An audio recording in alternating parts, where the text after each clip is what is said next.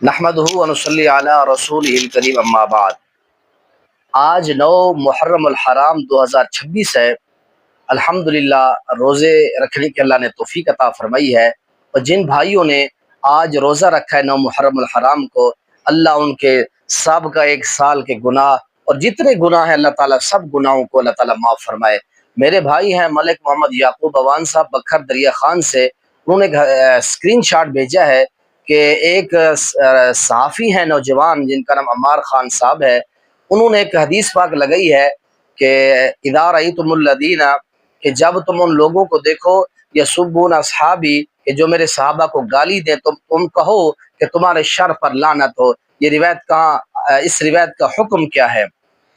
تو اس روایت کو علامہ البانی رحمہ، یہ جامع ترمذی کے اندر روایت ہے، علامہ البانی رحمہ اللہ اور علامہ شیخ زبیر علی رحمہ اللہ نے اس کے اوپر حکم لگایا ہے کہ روایت منکر ہے، اور علامہ البانی رحمہ اللہ نے بھی اس روایت کو مشکات المصابیح کے اندر 6008 نمبر روایت کے اوپر ضعیف جداً کہا ہے، اور اسی طرح شیخ زبیر علی رحمہ اللہ نے بھی اسناد ضعیف اس روایت کو ضعیف قرار دیا ہے۔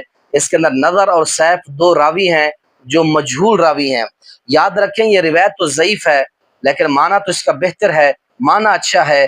اللہ کے نبی علیہ السلام کے صحابہ کو گالی دینا بہت بڑا کبھی اور لعنت کا مستجاب عمل ہے، تو اس لیے ایک طرف سے عمار خان صاحب نے یہ چیزیں لگائیں، دوسری طرف سے ایک اور گروہ اٹھا ہے جنہوں نے حضرت امیر معاویہ کے کردار کو شروع کر دی، حضرت صدیق اکبر رضی اللہ تعالیٰ عنہ اور باب فدق کے معاملے کو کوریدنا شروع کر دیا کہ اگر یہ حدیث لگانا جرم نہیں ہے تو پھر یہ حدیث لگانا بھی جرم نہیں ہے۔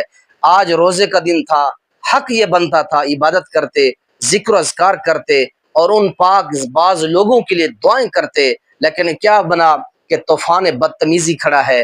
اب کیا حضرت امیر معاویہ کے حوالہ سے مسلم والی روایت کہ اللہ اس کے پیٹ کو نہ بھرے اور باب فدق والا مسئلہ چھیڑ دیا ہے۔ میں اگلی ویڈیو کے اندر اس کے نیچے والے اوپر والی حدیث جو آئے گی ویڈیو، اس کے اندر میں دونوں اعتراض کا آپ کو جواب دیتا ہوں۔ اللہ ہمیں ہر قسم کے شر سے بچائے، ان پاک باز ہستیوں کے اوپر تبرہ سے بچائے، ان سے محبت کی توفیق دے، چاہے وہ صحابہ ہوں یا اہل بیت ہوں، سبھی ہمارے سر کا تاج ہیں۔ اللہ ان کی گستاخیوں سے، ان سے نفرت سے اللہ ہم سب کو محفوظ فرمائے۔